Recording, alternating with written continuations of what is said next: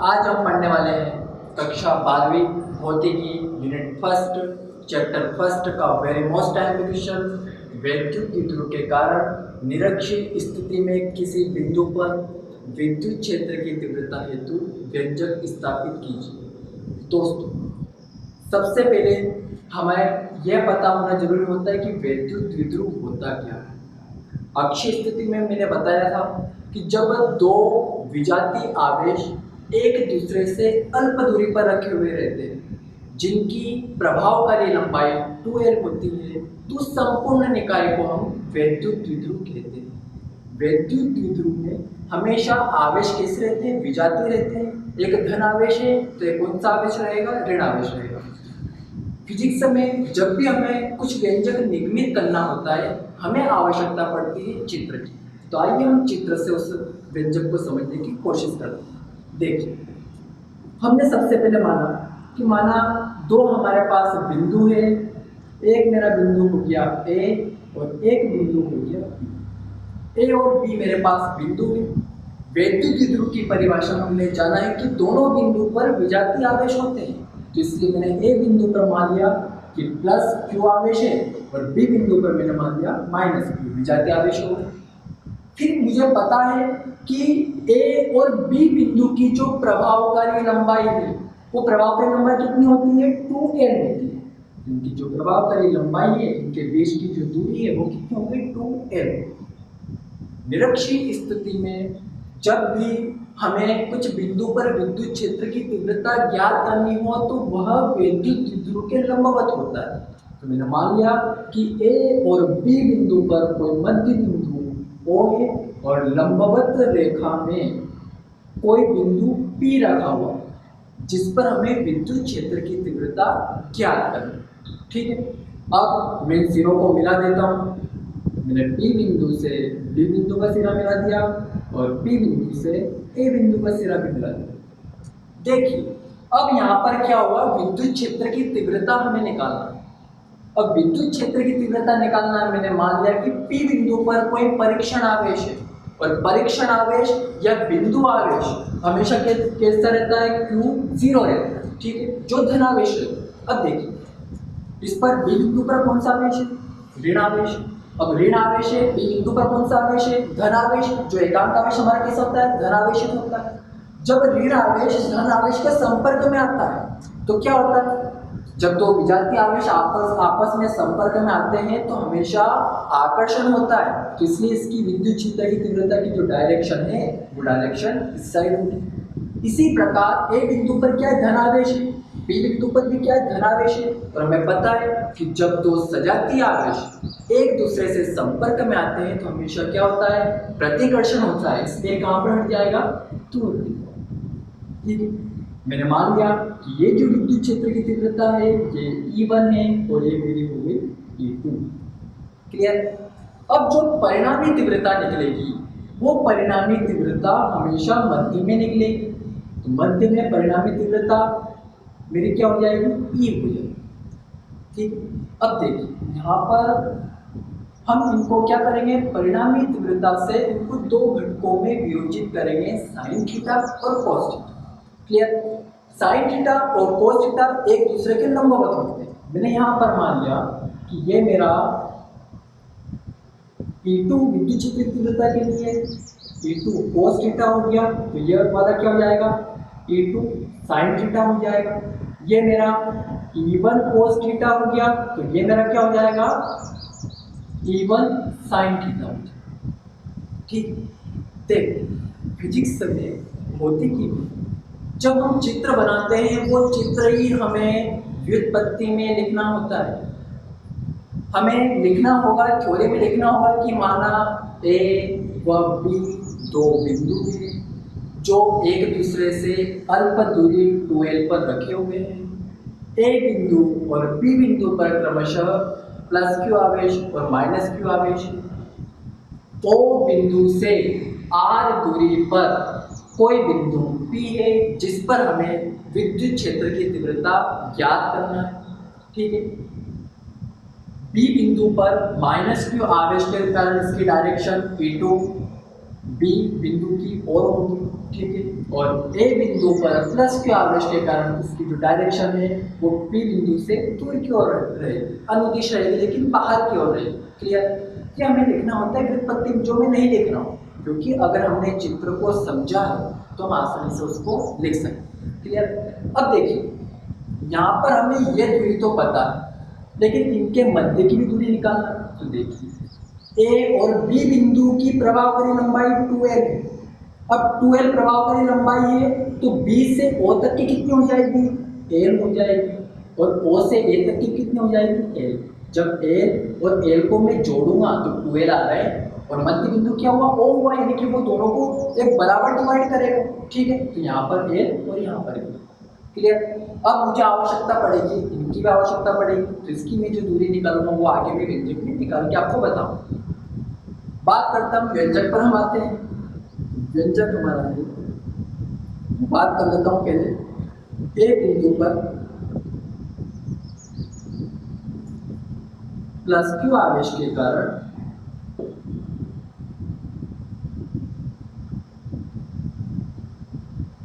B बिंदु पर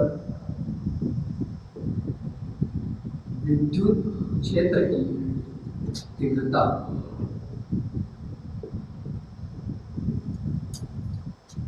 ए बिंदु पर प्लस क्यू आवेश के कारण विद्युत क्षेत्र की तीव्रता निकालना पी बिंदु पर, और इसलिए हमने इसको नाम क्या दिया था? E1। तो विद्युत क्षेत्र की तीव्रता क्या बनूंगा मैं?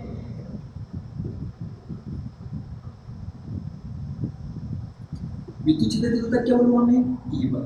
E1 बराबर हमने कूलाम का नियम किया है, और कूलाम के नियम से हमारा बनता है यहाँ पर 1/4πε0 आपका क्या बनता है? परावैद्युतांक बनता है। यहाँ पर आवेश आता है और दूरी के वर्ग के वो व्युत्क्रमानुपाती रहता है। दूरी हमें पता करना है।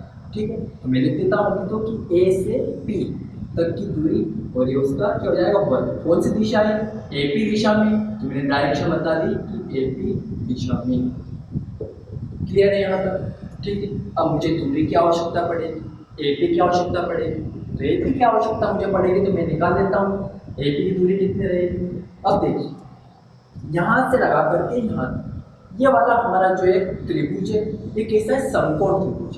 कैसा त्रिभुज है? समकोण त्रिभुज। ठीक, तो समकोण त्रिभुज किसमें? पी ओ ए। ठीक है, पी ओ ए। पाइथागोरस प्रमेय। पाइथागोरस प्रमेय हमारी क्या बोलती है? कर्ण का वर्ग बराबर लंब का वर्ग प्लस आधार का वर्ग। ठीक है, अब देखिए कर्ण सबसे लंबी भुजा होती है, सबसे बड़ी भुजा होती है। कर्ण हमारी क्या हो गई? ए से पी, तो ए पी का वर्ग बराबर लंब हमारा क्या हो गया? देखिए ओ से पी, तो ओ पी का वर्ग प्लस आधार हमारा क्या हो जाएगा? ओ से ए, तो ओ ए का वर्ग। ठीक है, हमें ए पी वर्ग का मान निकालना है। ओपी का मान हमें दे रखा है कितना? ओ का ओ और पी का मान, ओपी का मान है आर। ठीक है, दिखाई दे रहा है, तो ओपी का मान मैं रख देता हूँ। एपी वर्ग बराबर ओपी की जगह क्या जाएगा? आर वर्ग आ जाएगा, प्लस ओ ए का मान मुझे पता है, ओ से ए तक का मान कितना? एल। यहाँ पर हो जाएगा एल, और वर्ग लगाओ तो मैं वर्ग लगा दूंगा। एपी वर्ग का मान हमें मिल गया। ऐसे ही एपी का मान भी हमें आवश्यकता पड़ेगी। एपी के मान की जब एपी का मान अगर मुझे जरूरत पड़े तो एपी बराबर वर्ग हट जाएगा, सामने वाले पक्ष में क्या लग जाएगी? कर्ण लग जाएगी। तो R square plus L square, इसके अंदर कर्ण जाएगा। ठीक है, तो यहाँ से यहाँ तक का मान हमारा कितना आया? देखिए R square plus L square. Clear? अब देखिए E1 बराबर 1/4πε0 Q अपॉन AP वर्ग का मैं मान निकाल के लाया हूँ। क्या निकाल के लाया हूँ? R square plus L square. ये आपकी हो गई समीकरण 1। इसी प्रकार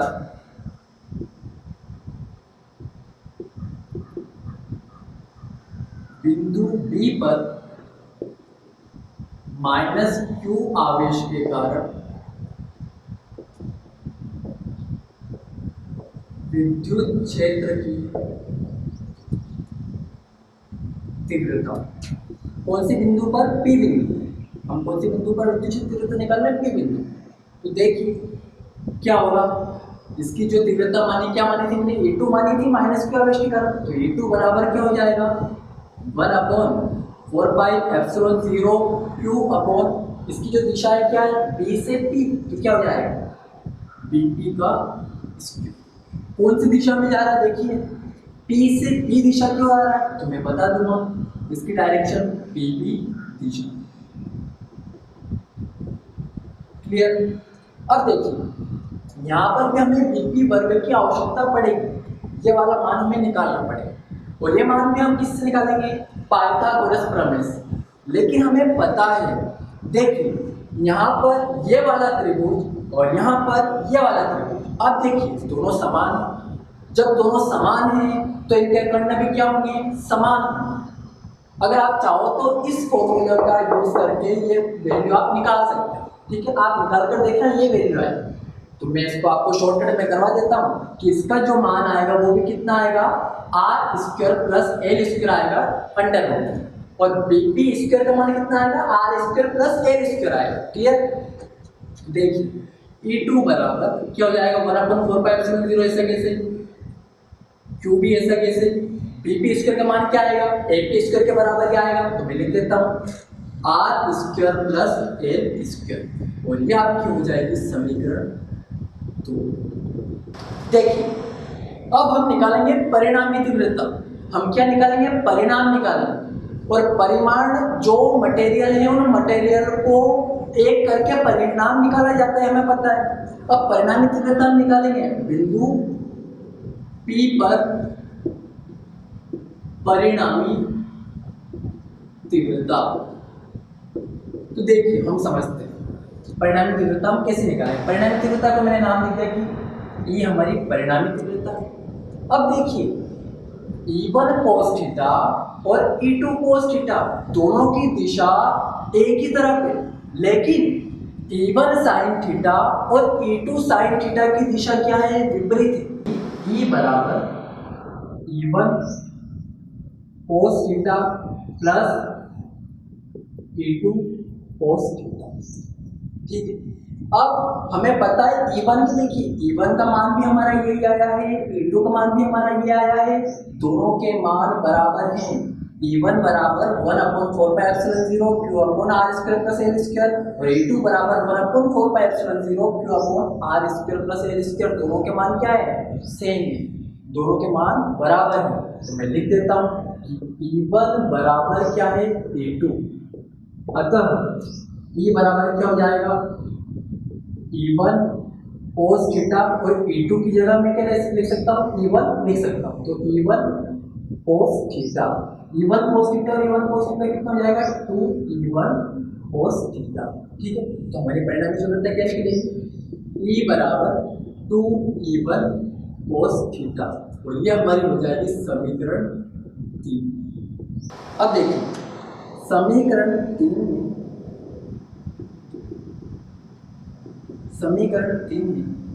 समीकरण 1 व 2 से मान रखने पर, समीकरण 1 व 2 से मैं मान रखूँ, मेरे समीकरण 3 में मैं मान रख रहा हूँ। E बराबर क्या हो जाएगा, 2, E1 का मान हमारा कितना आया था, E1 का मान हमारा कितना है जो हमारी समीकरण 1 बनी थी, E1 का मान हमारा आया था 1/4 pi epsilon 0 Q upon are square plus L square, और क्या है, cos थीटा, मैंने लगा दिया cos थीटा, ठीक।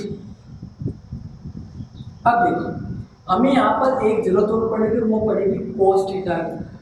अब cos थीटा की हमें जरूरत पड़ने वाली, तो चाहे मैं ये वाला त्रिभुज लूँ चाहे मैं ये वाला त्रिभुज, मैं दोनों त्रिभुज से cos थीटा का मान निकाल सकता हूँ।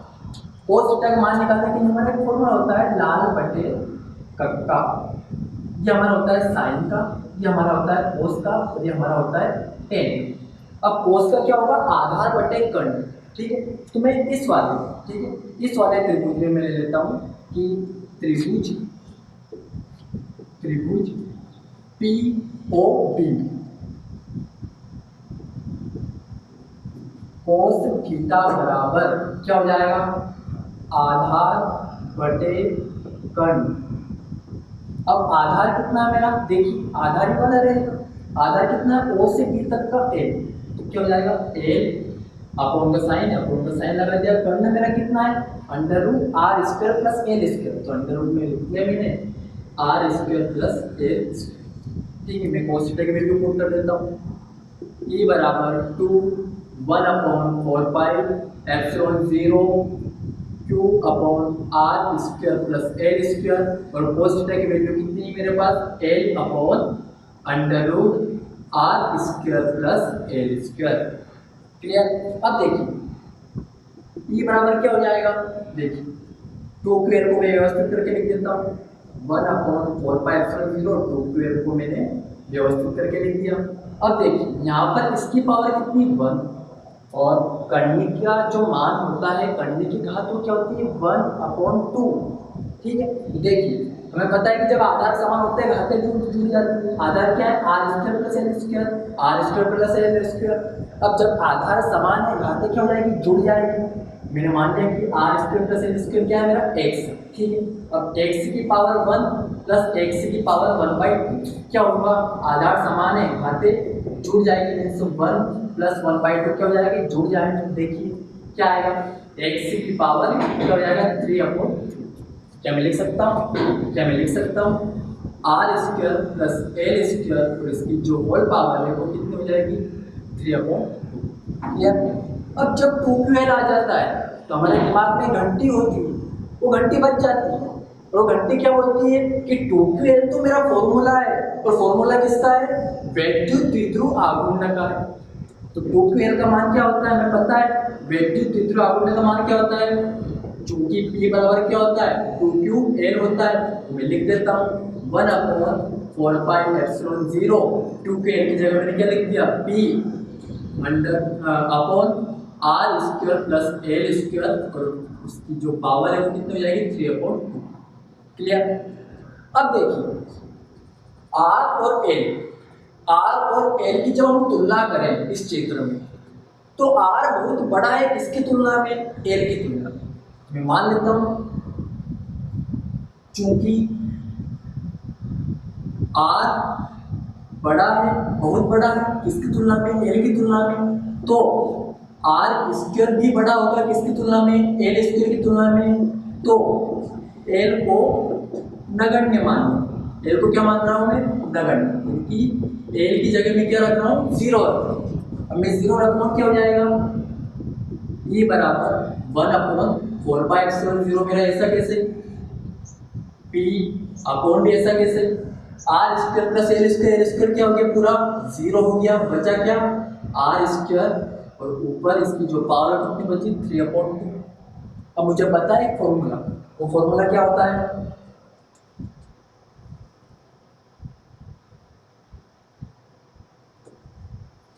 मुझे एक फॉर्मूला पता है कि जब x की पावर m हो तो उसकी जो होल पावर हो वो क्या हो m, तो क्या होता है x की पावर m मल्टीप्लाई m। उससे मैं इसको सोल्व करूँगा क्या हो जाएगा आर स्क्वायर मल्टीप्लाई 3/2। ठीक है, r की जो पावर 2 है वो मल्टीप्लाई किससे होगी 3/2 से, 2 से 2 क्या हो गया कैंसिल हो गया, बचा क्या r की पावर। ठीक है, तो यहाँ पर मेरा जो वैल्यू वो क्या आ जाएगी E बराबर 1 upon 4 pi epsilon 0 P upon R की पावर कितनी आएगी 3। और आप चाहो तो यहाँ पर इनका संकेत लिख सकते हो, इसका संकेत क्या होता है न्यूटन प्रति कूलम। तो दोस्तों ये थी हमारी वैद्युत द्विध्रुव के कारण निरक्षीय स्थिति में विद्युत क्षेत्र की तीव्रता क्षेत्र व्यंजक। नमस्कार, धन्यवाद।